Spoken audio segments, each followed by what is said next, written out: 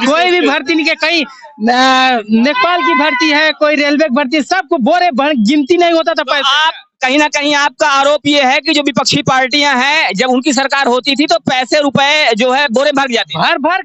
जब से योगी जी की सरकार आई है तो कुछ लोग बेरोजगार हुए हैं। अब वो बेरोजगार कौन हुआ है? जो चोरी करता था, जो राजनीति करता था, जो डकैती डालता था, जो दूसरे के जेब काट लेता था, यही सब बेरोजगार हुए हैं। आप कह रहे हैं कि जब उनकी सरकार थी, भर्तियां आती थी तो बोरे में भर के पैसे जाते थे, लेकिन अब उनका आरोप है कि इनकी सरकार में तो भर्तियां ही नहीं निकलती हैं, भर्तियां कैंसिल हो जा रही हैं। राहुल गांधी कहते हैं कि देश में कितने प्रतिशत युवा मौर्य समाज से हैं जिनके पास बड़ी कंपनियां हैं, कितने प्रतिशत ऐसे लोग हैं जो पूंजीपति हैं। उन्होंने देश को जातियों में बांटने कहीं ना कहीं कोशिश की और जातियों के आधार पर उन्होंने पूछा, तो क्या आपको लगता है कि जातियों के आधार पर ये जो पूंजीपतियों की बात होती है जो जी? देखिए, सबसे पहली बड़ी बात, जाति का विरोध नहीं करना चाहिए। एक धर्म, हिंदू धर्म लेके चलिए तो आप बहुत आगे चलेंगे। अगर जाति लेके चलेंगे तो आप बिछड़ जाएंगे। देखिए, इस नेता नगरी में जो है हमको लड़ा देंगे, फिर उसके बाद वो एक हो जाएंगे, ठीक। अब बाकी नौकरी उकरी जो है सब नौकरी के भरोसे रह जाएंगे तो बिजनेस कौन करेगा? तो सब नौकरी के भरोसे रह जाएंगे तो बिजनेस कौन करेगा? आपको बता दें, मैं बिजनेसमैन हूँ। अगर मैं कहूँ मुझे नौकरी करना, मैं कितना कमाऊंगा? नौकरी एक मान लीजिए 40 से 45 हजार रुपये महीना कमाऊंगा, उसके बाद उतना खर्च। बिजनेस में प्रॉफिट एंड लॉस।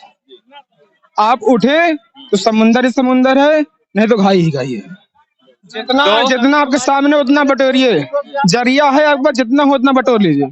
बस वही हम लोग भाई बटोरते हैं। तो अगर आप काम करना चाहते हैं तो बहुत सारे रास्ते हैं।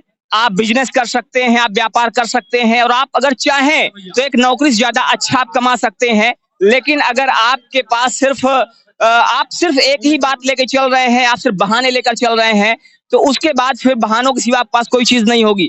जब से योगी जी की सरकार आई है तो कुछ लोग बेरोजगार हुए हैं। अब वो बेरोजगार कौन हुआ है? जो चोरी करता था, जो राजनीति करता था, जो डकैती डालता था, जो दूसरे के जेब काट लेता था, यही सब बेरोजगार हुए हैं। कोई भर्ती निकलती थी उसमें बोरे बोरे रुपए जाता था मंत्रियों के पास। कोई भी भर्ती नहीं, कहीं नेपाल की भर्ती है, कोई रेलवे की भर्ती, सबको बोरे गिनती नहीं होता था पैसा। कहीं ना कहीं आपका आरोप ये है कि जो विपक्षी पार्टियां हैं, जब उनकी सरकार होती थी तो पैसे रुपए जो है बोरे भर जाते, भर भर के कोई गिनता ही नहीं था, कोई गिनता नहीं था। कोई नहीं, जैसे शिवपाल जी हुए, उनकी जब सरकार वो थे, मंत्री थे, तो कोई गिनते ही नहीं थे पैसे, भर भर के लाओ नौकरी देंगे हम। अच्छा, आप कह रहे हैं कि जब उनकी सरकार थी, भर्तियां आती थी तो बोरे में भर के पैसे जाते थे, लेकिन अब उनका आरोप है कि इनकी सरकार में तो भर्तियां ही नहीं निकलती हैं, भर्तियां कैंसिल हो जा रही हैं। अभी भर्तियां क्या कैंसिल क्या है, वही जो जिनका पहले से आदत पड़ चुका है, जो मलाई खा चुके हैं, अब उनकी बंद हो गई है। वो खाना चाहते हैं तो अभी क्या है, रेड पड़ जाती, पकड़ लेती है पुलिस जाके। तो भाई गवर्नमेंट तो उसको निरस्त करेगी परीक्षा, क्योंकि उनका चल नहीं पा रहा है। जहां भी पेपर लीक करवा, उन्हीं का सब सिस्टम है। कुछ ना तो कुछ मिली होंगी ना। जो पढ़ेगा वो आगे बढ़ेगा। गुंडों मवाली की सरकार नहीं चाहिए।